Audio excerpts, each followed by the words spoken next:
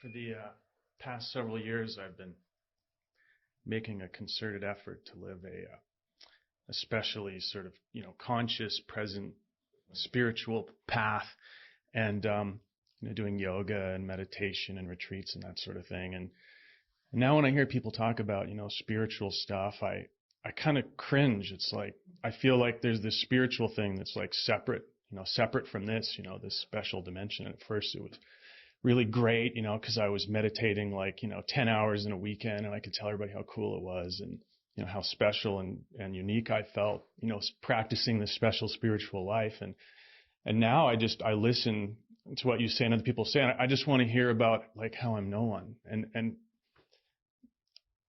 I mean that sincerely in being in this, but just not having to, even though, I am conscious, all these words that just seem to get in the way a lot of the time. I mean, they're concepts and everything. But I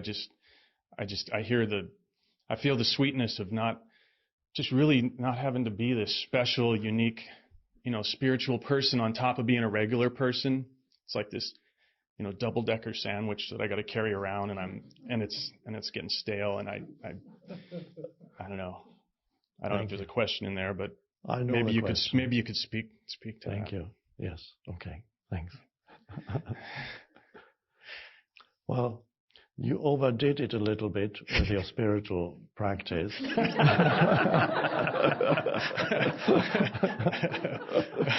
And hence the reaction now, because you have to get back to some normality after all that specialness over that, both your spiritual practice, where you thought of yourself as special and your practice as special. You went quite far to an extreme, and you're now experiencing the reaction to that extreme. And that's good. In other words, you don't want to hear about anything spiritual anymore. I've had it, right? So you overdid it. Now there's a reaction. Don't mention to me anything spiritual anymore, you say. But, of course, you know the famous expression, what is it, the baby and the bath water?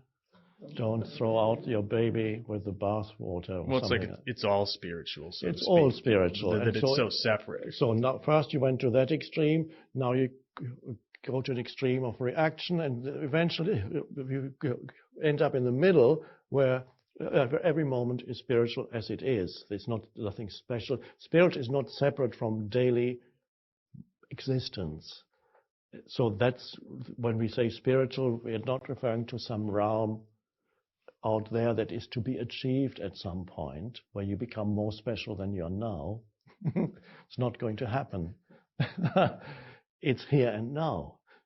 We're going deeper into the here and now. That's spiritual. Now you are a little bit tired of these words because you went too far to that extreme. So you have to realize, if you're a little bit perhaps like a Christian who was once very religious and suddenly got fed up, and then occasionally I have people in talks who are ex-Christians, and the moment occasionally I say Jesus said, they go, oh, don't talk to me about or anything that's remotely Christian. I don't want to hear that. I've had all that.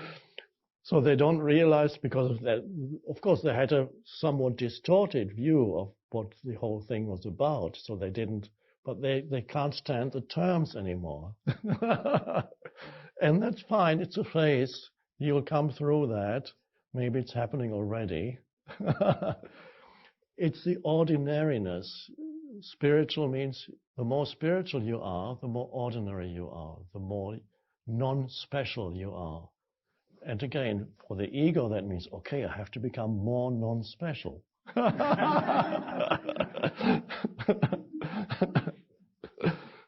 How do I become ordinary? Okay, that's... I need somebody to teach me to be ordinary. So I understand your dilemma, and perhaps you understand it also. And so this, nothing special, chopping wood, carrying water, as Zen defines spirituality ultimately. What is the spiritual life? chopping wood, carrying water, which is the kind of thing you do in Zen monasteries at daily doing.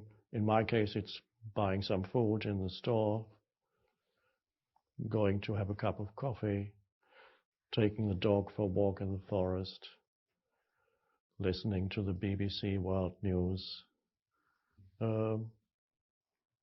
having a glass of wine occasionally with a meal, watching a movie, nothing extraordinary, and so quite an ordinary existence. And so it's hiding in there. The spirituality is in there. It's not away from there. Just this. And so I'm sorry about these words that we use, but language is limited. So we have to use certain words. And perhaps the emotion around these words then eventually is going to go, and they become neutral again, and you can use them for what they are, which is simply useful pointers, no more. Thank you.